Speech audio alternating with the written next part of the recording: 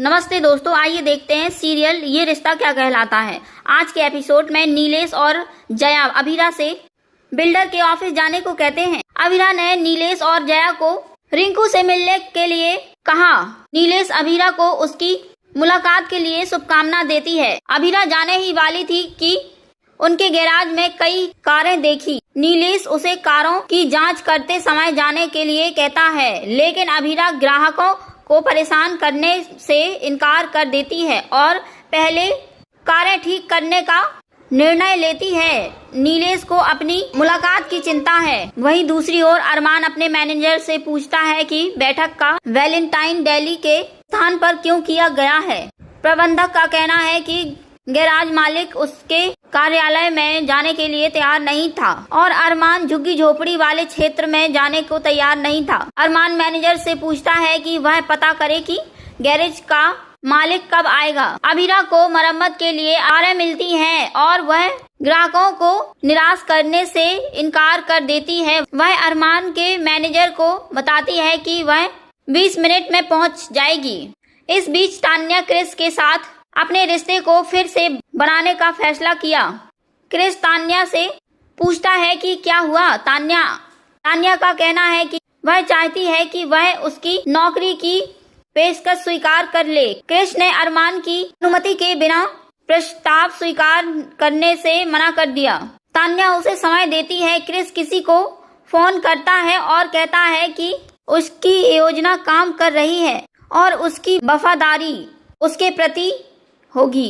अरमान और अभीरा होटल में टकराते हैं और पूल में गिर जाते हैं। वे अतीत को याद करते हैं और ठंडी निगाहों को आदान प्रदान करते हैं। बाद में दोनों को यह जानकर आश्चर्य होता है कि वे एक दूसरे से मिल रहे हैं। अरमान और अभीरा एक दूसरे से गुस्से में बात करते हैं। मायरा और मुक्ति वैलेंटाइन डे का जश्न मनाने के बारे में बात करते हैं। मुक्ति पूछती है कि वैलेंटाइन डे क्या होता है। मायरा बताती है कि ऐसा तब होता है जब लड़कियां अलग से वैलेंटाइन डे मनाती हैं, लेकिन वह मना कर देती है और कहती है कि वह अपनी पढ़ाई नहीं छोड़ना चाहती। वे मायरा से मुक्ति को पार्टी में लाने के लिए कहते हैं, लेकिन मुक्ति मायरा से बात करने से इनकार कर देती है। प्रबंधक ने अरमान को बताया कि उसकी गैराज मालिक के साथ एक बैठक है। अभीरा ने बताया कि वह गैराज की मालकिन है। वह अपनी शर्तें बताती है और मांग करती है कि पुनर्विकास के बाद उन्हें अपना घर, दुकानें और क्षेत्र वापस मिलना चाहिए तथा तब तक बिल्डर को किराया देना होगा। मायरा ने मुक्ति से पूछा कि पार्टी में शामिल होने में उसे क्या समस्या है। मुक्ति का कहना है कि वह मायरा की तरह अमीर नहीं है और उसकी मां ने उसकी शिक्षा के लिए बहुत परिश्रम किया था।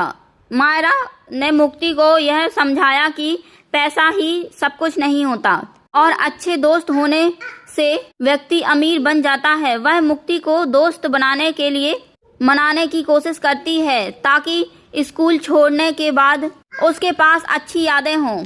अभीरा मैनेजर से कहती है कि उसने सोचा था कि बैठक उत्पादक होगी, लेकिन यह गलत थी। जब तक उसकी शर्तें स्वीकार नहीं की जाती, पुनर्विकास के कागज पर दस्तखत नहीं करेगी। अरमान को अभीरा के साथ अपना अतीत याद आता है और वह मैनेजर को वापस भेज देता है। इसके बाद वह अभीरा की शान को नष्ट करने की धमकी देता है, जिससे वह हैरान रह जाती है। अभीरा अरमान से दूर रहने का निर्णय लेती है। अरमान नशे की हालत में अभीरा के गैरेज तक पहुंचता है और गिर जाता है। अभीरा हैरान है। हमारा विचार ऐसा लगता है कि यह शो अभीरा और अरमान के पुनर्मिलन और बढ़ रहा है। हालांकि एक दूसरे के प्रति उनके ठंडे व्यवहार के कारण पुनर्मिलन में समय लग सकता है। कहानी में खामियां हैं, विशेष रूप से मेहर के मामले में। क्या अभीरा बानी के माता पिता को न्याय दिलाने के लिए मेहर का मामला फिर से खोलेंगे? क्या अरमान और अभीरा कभी एक दूसरे को माफ कर पाएंगे? वीडियो अच्छा लगे तो लाइक करें, सब्सक्राइब करें, कमेंट करें, शेयर करें। धन्यवाद।